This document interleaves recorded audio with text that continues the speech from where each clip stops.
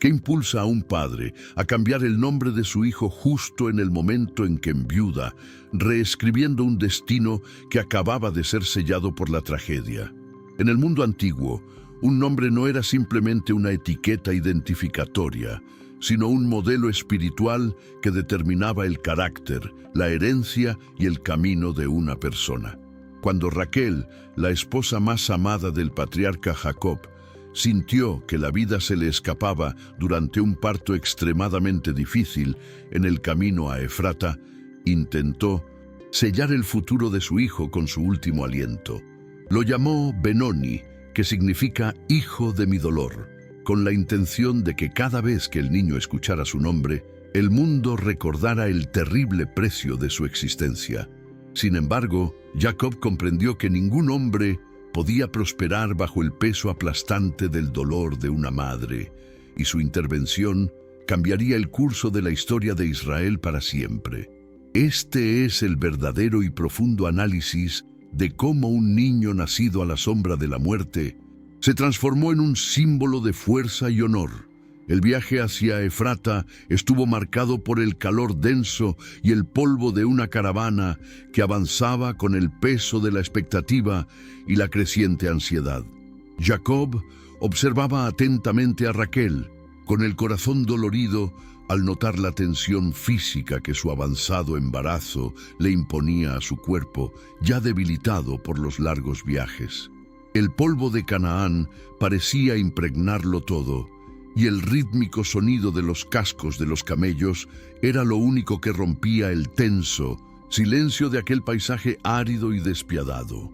Estaban a poca distancia de Belén, pero para Raquel, cada kilómetro se sentía como una eternidad de presión interna y dolores agudos que anunciaban un parto prematuro. Los sirvientes susurraban entre sí, presentiendo que no se trataba de un parto cualquiera, sino de una desesperada batalla por la supervivencia que el desierto iba ganando poco a poco. Jacob, un hombre que ya había luchado con Dios y con los hombres, sintió una impotencia abrumadora al comprender que su riqueza no podía comprar un solo momento de alivio. Dentro de la tienda improvisada, el aire estaba cargado con el olor a sudor, hierbas y el hedor metálico de la sangre que invariablemente acompañaba a un parto complicado. Las parteras se movían con una eficiencia desesperada, con las manos manchadas y los rostros marcados por la conciencia de que las fuerzas de la mujer menguaban rápidamente. Los llantos de Rachel se habían transformado de gritos agudos en gemidos guturales que vibraban a través de la tela de la tienda y llegaban a los oídos de Jacob afuera. Estaba atrapada en el umbral entre la vida y la muerte, su cuerpo sirviendo como un recipiente que se rompía violentamente para liberar la nueva vida que llevaba. La tensión espiritual era palpable, como si la atmósfera misma estuviera esperando ver qué lado prevalecería en esa intensa batalla biológica y espiritual. Cada contracción era una ola que amenazaba con arrastrarla al abismo, y las parteras sabían que, incluso si el bebé sobrevivía, la mujer no vería el atardecer. En el punto álgido de su agonía, cuando el niño finalmente llegó al mundo, Rachel sintió el frío definitivo de la muerte comenzando a apoderarse de sus extremidades y su vista. Con la respiración entrecortada y el corazón desfalleciendo, miró al recién nacido, pero no vio en él un futuro de alegría, solo el agotamiento de su propia lucha y sufrimiento. Con una voz que era poco más que un susurro, pero que llevaba el peso de un decreto espiritual definitivo, lo llamó Benoni. Fue un nombre nacido de lo más profundo de su angustia, una etiqueta que vincularía la existencia de su hijo con la tragedia de su partida y el vacío de su ausencia. Para Rachel, ese nombre era la única verdad que le quedaba, un testimonio del sacrificio que finalmente la había convertido en polvo. En el momento de su último aliento, el silencio que siguió fue más ensordecedor que sus llantos, dejando al bebé en brazos de mujeres que ya lo miraban, con lástima. Cuando Jacob recibió la noticia de que su hijo estaba vivo, pero su amada Raquel había fallecido, entró en la tienda no solo como un hombre destrozado, sino como un patriarca con autoridad. Miró al niño y luego al cuerpo sin vida de su esposa y se negó categóricamente a permitir que la identidad de su hijo se definiera por el momento de su mayor pérdida. Sabía que si el niño seguía siendo Benoni, crecería como un monumento viviente a la tragedia, siempre visto a través de la culpa, el dolor y la desgracia. En un acto de profunda autoridad espiritual y emocional, Jacob anuló el nombre dado por la madre y declaró solemnemente que el niño se llamaría Benjamín, hijo de mi diestra. Esto no fue una negación de su dolor, sino un acto estratégico de amor que posicionó al niño como una figura de honor, fortaleza y especial intimidad junto a su padre. Al crecer en la casa de Jacob, Benjamín se convirtió en el puente viviente entre el pasado y el futuro, el único vínculo que le quedaba con la mujer que su padre había amado durante décadas. Creció a la sombra de su hermano desaparecido, José, y bajo la mirada vigilante y a menudo resentida de sus 10 hermanos mayores, quienes lo veían como el nuevo favorito. El niño llevaba un nombre que significaba fuerza y prominencia, pero vivía en una burbuja protectora casi asfixiante, pues Jacob se negaba a perderlo de vista. Esta dinámica familiar creó un panorama psicológico único para Benjamín, quien era a la vez un símbolo de honor y prisionero de los traumas y temores pasados de su padre. Con el paso de los años y el recuerdo de Raquel convirtiéndose en un pilar de piedra en el camino, una nueva crisis de proporciones catastróficas comenzó a vislumbrarse en el horizonte. Una severa hambruna se avecinaba para poner a prueba si Benjamín era simplemente un hijo protegido o el guerrero que su padre había previsto. La tierra de Canaán, antaño rebosante de promesas y rebaños, comenzó a marchitarse bajo un sol implacable que no ofrecía tregua, convirtiendo los verdes pastos en polvo estéril. La hambruna no era solo escasez de alimentos, sino una presión psicológica que erosionaba la dignidad de las familias y ponía a prueba la fe de los patriarcas en las promesas divinas.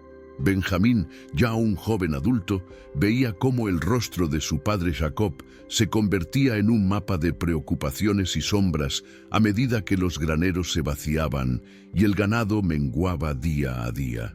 El silencio en las tiendas solo lo rompían los débiles, balidos de los animales hambrientos y el murmullo constante de sus hermanos mayores que sentían el peso de la responsabilidad sobre sus hombros.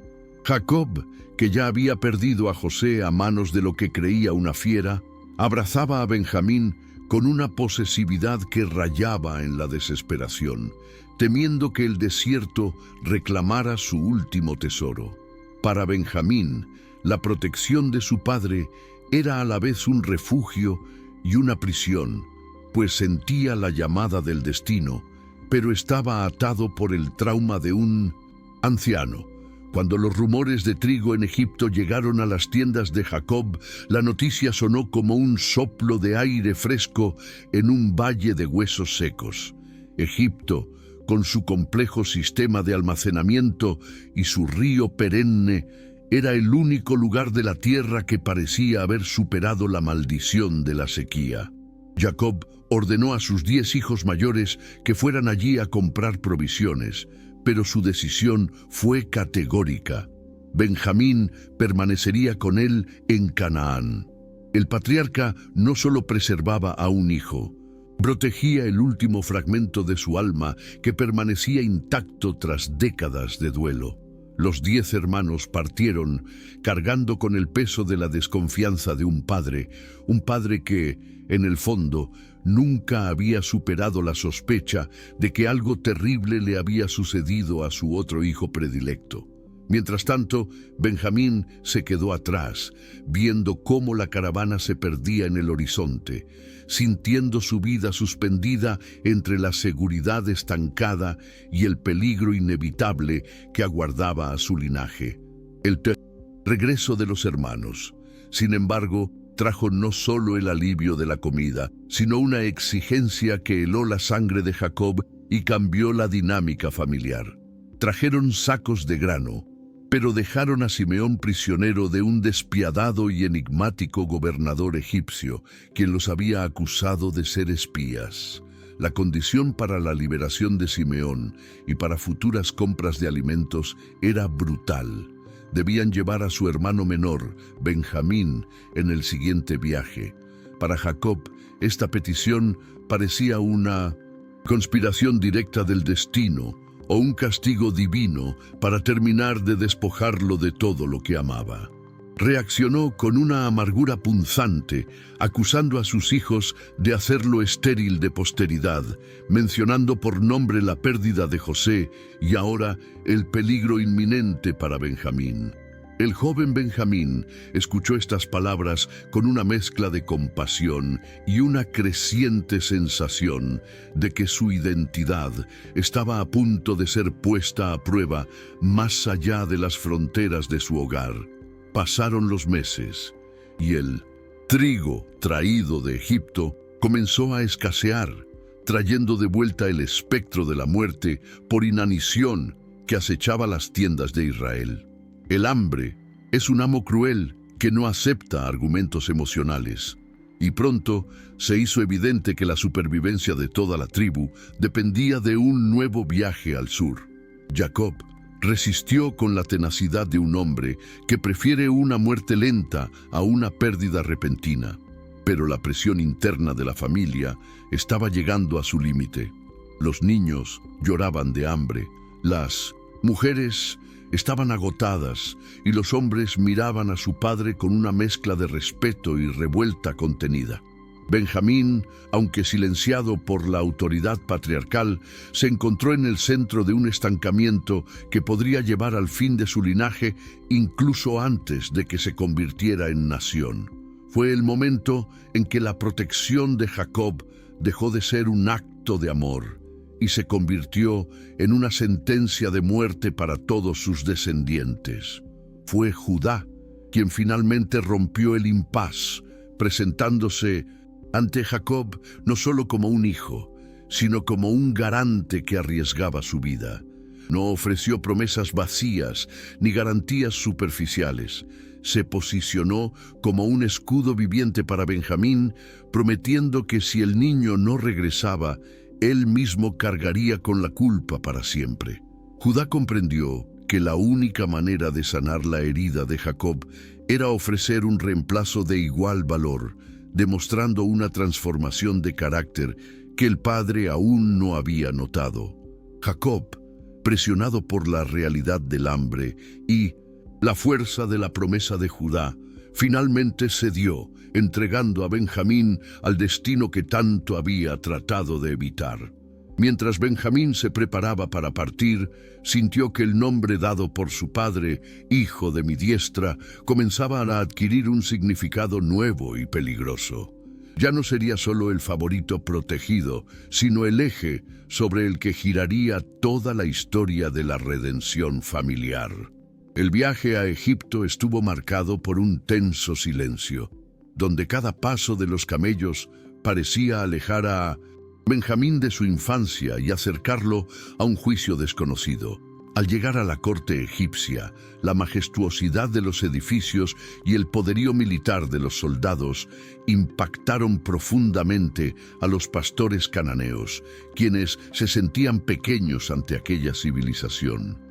Cuando finalmente se encontraron ante el gobernador, el hombre cuya mirada parecía traspasarles el alma, Benjamín sintió una extraña e inexplicable conexión que emanaba de aquella figura de autoridad. No sabía que estaba ante su propia sangre, el hermano que nunca conoció, quien ahora lo observaba con una intensidad que mezclaba dolor, amor y un plan secreto para ponerlo a prueba. El gobernador ordenó un banquete y, para sorpresa de todos, Benjamín fue honrado con porciones 5 veces mayores que las de sus hermanos, una distinción que generó una tensión palpable. Se estaba preparando la prueba final y Benjamín, sin saberlo, estaba a punto de convertirse en la pieza central de una trampa espiritual. El amanecer en el Pendosintuti desierto parecía prometer una victoria definitiva para los hijos de Israel. Habían sobrevivido al escrutinio del gobernador, habían recuperado a Simeón y, lo más importante, Benjamín estaba a salvo y con ellos, con su costal lleno. La sensación de alivio era casi embriagadora, pues creían que lo peor había pasado y que pronto estarían de vuelta en el abrazo protector de Jacob. Sin embargo, mientras los cascos de los burros marcaban el ritmo del viaje de regreso, una fuerza invisible ya actuaba tras ellos, orquestada por la mente estratégica de José. El gobernador no solo estaba probando su suerte, sino también la integridad de sus corazones. Había ordenado que su copa de plata personal, un objeto de incalculable valor y símbolo de su autoridad, se escondiera deliberadamente en el costal de Benjamín. Lo que parecía un regreso triunfal era, de hecho, una marcha silenciosa hacia una trampa que revelaría si seguían siendo los mismos hombres crueles de décadas pasadas. El sonido de los cascos de los caballos al galope rompió la tranquilidad de la mañana, y una nube de polvo en el horizonte anunció la llegada de los guardias egipcios. El corazón de Benjamín se aceleró al ver el brillo de la armadura y la expresión severa del mayordomo de José, quien los interceptó con una acusación que pareció una estocada. Los acusaban de devolver el bien con el mal, robando la copa de adivinación del señor egipcio.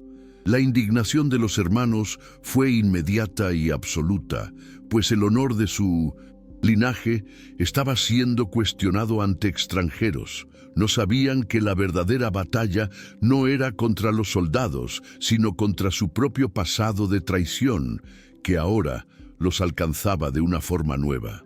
Con la confianza de quienes se creen completamente inocentes, hicieron un pacto peligroso.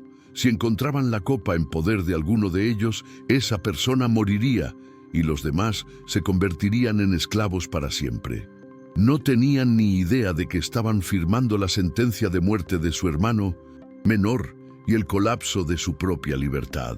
La búsqueda del equipaje comenzó con una lentitud tortuosa, diseñada para maximizar la presión psicológica sobre cada uno de los hijos de Jacob.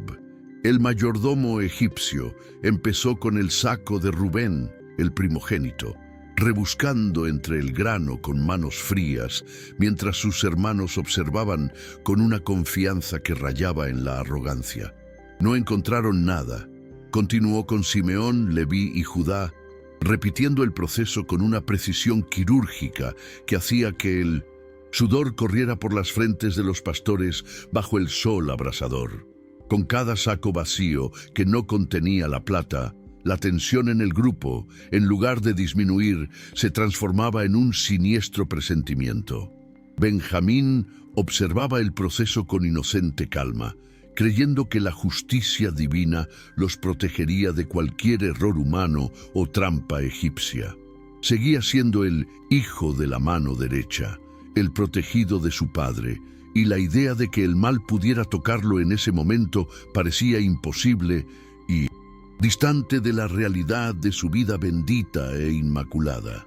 Cuando el mayordomo finalmente llegó al saco de Benjamín, el último de la fila, un silencio denso y misterioso se apoderó del campamento improvisado a mitad de camino.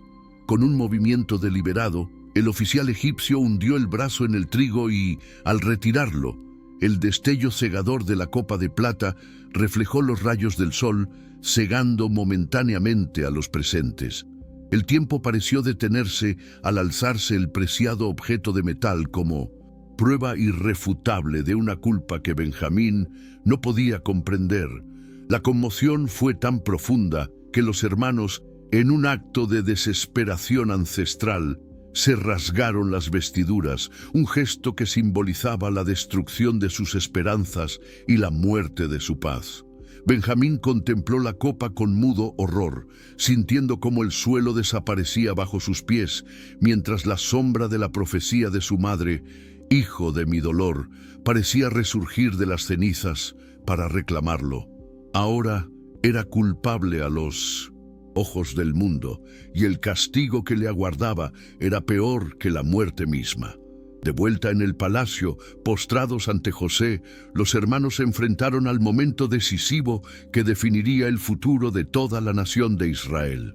José, manteniendo su máscara de severidad, declaró que solo aquel en cuyo poder se hubiera encontrado la copa sería esclavizado, mientras que los demás serían libres de regresar con su padre en Canaán.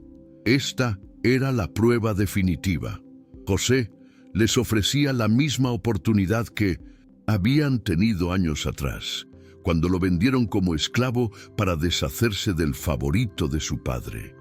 Quería ver si abandonarían a Benjamín para salvar sus propias vidas, repitiendo el patrón de egoísmo y crueldad que había destruido la armonía familiar en el pasado.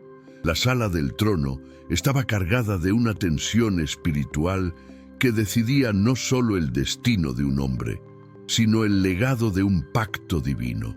Benjamín esperaba, temblando, la decisión de sus hermanos, sabiendo que su vida ahora dependía por completo de su capacidad para ser diferentes de lo que una vez fueron. Fue entonces cuando Judá, el hombre que una vez sugirió vender a José, dio un paso al frente con una autoridad nacida del arrepentimiento y una profunda transformación. En un discurso que resonó en las columnas de piedra del palacio, relató con desgarradores detalles el sufrimiento que la pérdida de Benjamín le causaría al anciano Jacob, afirmando que la vida del padre estaba ligada a la del niño. Judá no solo intercedió, ofreció su libertad, su vida y su futuro para ocupar el lugar de Benjamín como esclavo perpetuo en las tierras de Egipto.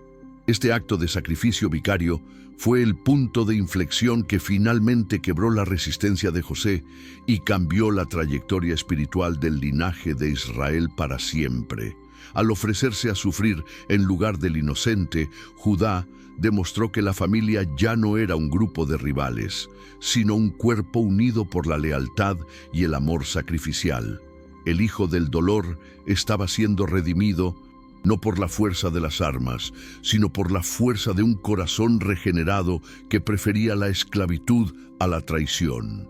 La revelación de la identidad de José, seguida de un llanto convulsivo que resonó por todo el palacio egipcio, selló el fin de una era de secretos y el comienzo de una nueva etapa para Benjamín. Él, que había entrado en Egipto como una pieza de ajedrez en un juego de reproches y pruebas, emergió de los brazos de su hermano José con una renovada comprensión de su propia importancia en el plan divino. La reunión no fue meramente emotiva, sino una reconfiguración política y espiritual, ya que la tribu de Israel encontró refugio bajo las alas de la mayor potencia del mundo antiguo. Para Benjamín, ver la reconciliación de sus hermanos y la alegría desbordante de su padre al saber que José estaba vivo, fue el bálsamo que curó cualquier dolor restante que su nombre original cargaba. Pasó los años siguientes en las fértiles tierras de Gosén, viendo crecer y prosperar a su familia, mientras la sombra protectora de Jacob comenzaba a extenderse a medida que el tiempo del patriarca en la tierra se acercaba a su inevitable fin. Los años de abundancia y paz en Egipto permitieron a Benjamín presenciar la transición de su familia de un grupo de pastores errantes a un linaje estructurado y numeroso, pero el momento más decisivo de su vida aún estaba por llegar. Jacob, sintiendo que sus fuerzas menguaban y el llamado de sus antepasados inminente, convocó a sus 12 hijos para dar forma a su futuro mediante la autoridad profética de su última palabra. La atmósfera en la cámara del patriarca era densa, cargada con el aroma a incienso, cuero y la reverencia que solo la muerte inminente de un hombre santo puede inspirar. Cada hermano recibió una palabra que hacía eco de sus acciones pasadas y determinaba su papel en la futura nación de Israel, pero todos esperaban con anticipación lo que se diría sobre el hijo menor. Benjamín, el eternamente protegido, el niño a su derecha, estaba a punto de escuchar una descripción de su linaje que desafiaría la imagen de fragilidad que lo había acompañado desde su nacimiento en Efrata.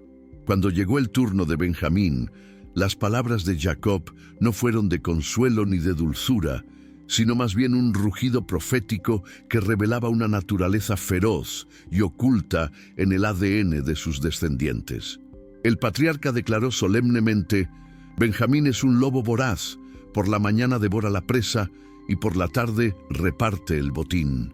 Esta declaración conmocionó a los presentes, pues contrastaba marcadamente con la figura del hijo menor, quien siempre se había librado de las batallas y las penurias de la vida nómada. Jacob, movido por el Espíritu de Dios, veía más allá de la apariencia física y la posición familiar de Benjamín, percibiendo una tribu de guerreros implacables, estrategas militares de élite y arqueros intrépidos. La imagen del lobo sugería una combinación de inteligencia, lealtad a la manada y una destreza de ataque que no conocía el miedo, transformando al hijo del dolor en un símbolo de absoluta eficacia marcial. Esta profecía sobre el lobo no era una mera metáfora poética, sino un decreto espiritual sobre el temperamento de una tribu pequeña en número, pero de enorme impacto táctico dentro de Israel.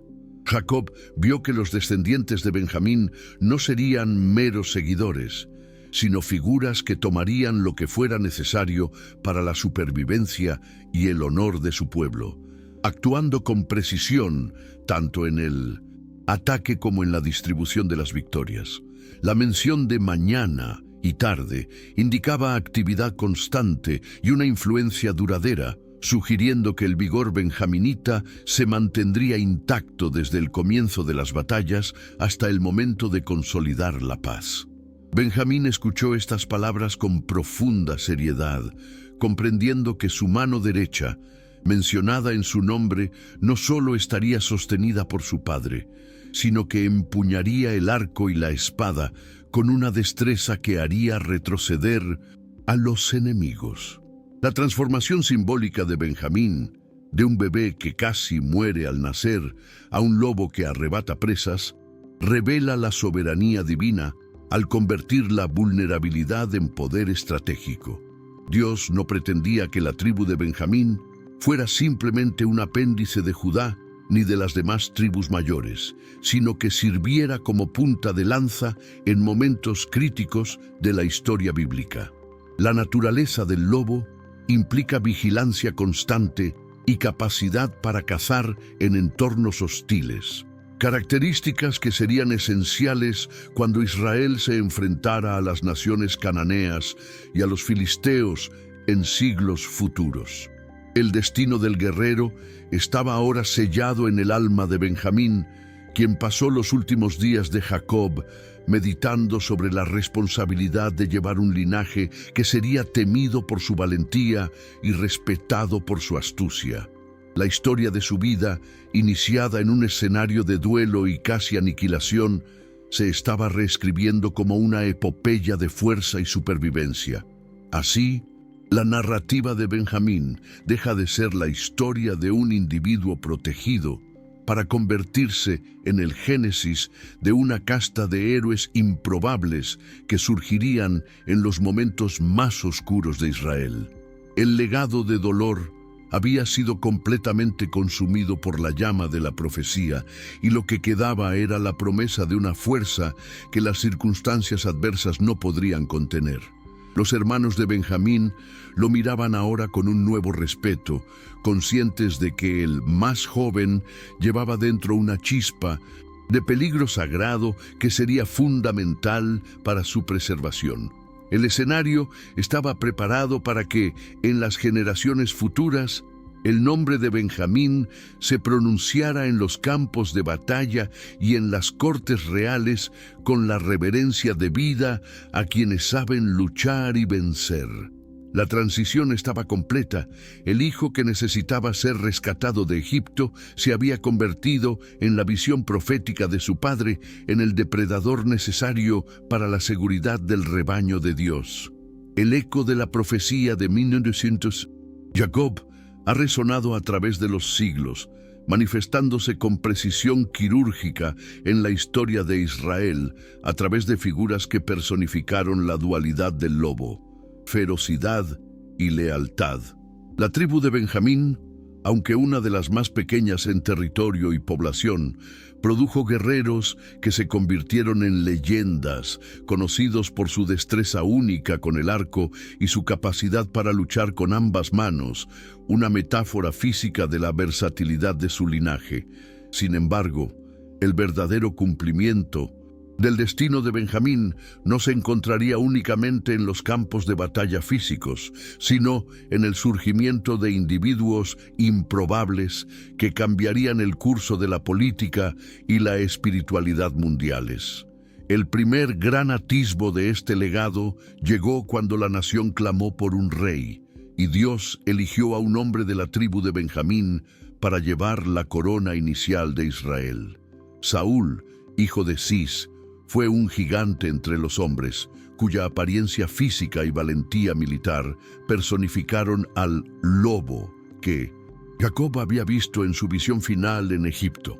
Saúl comenzó su reinado con la energía de un depredador que defendía su territorio, unificando a las tribus dispersas bajo un mismo estandarte y enfrentando a los opresores filisteos con una determinación implacable.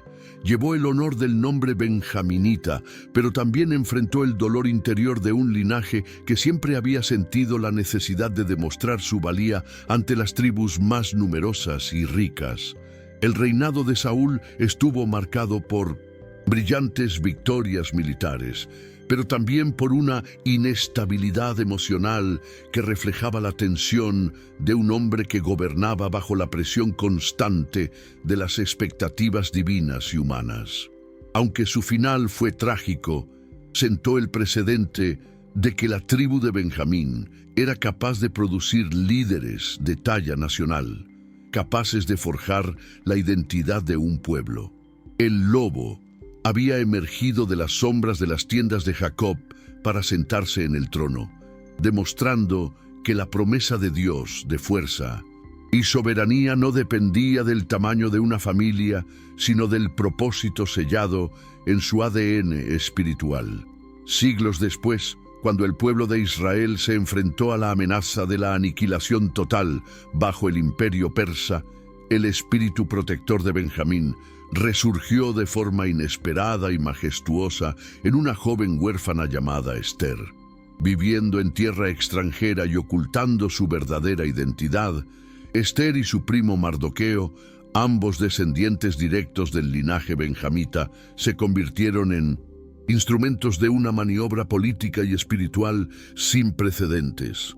Esther no empuñó espadas, pero su valentía al presentarse ante el rey Asuero sin ser convocada fue un acto de guerra estratégica que exigió más valentía que cualquier carga de caballería.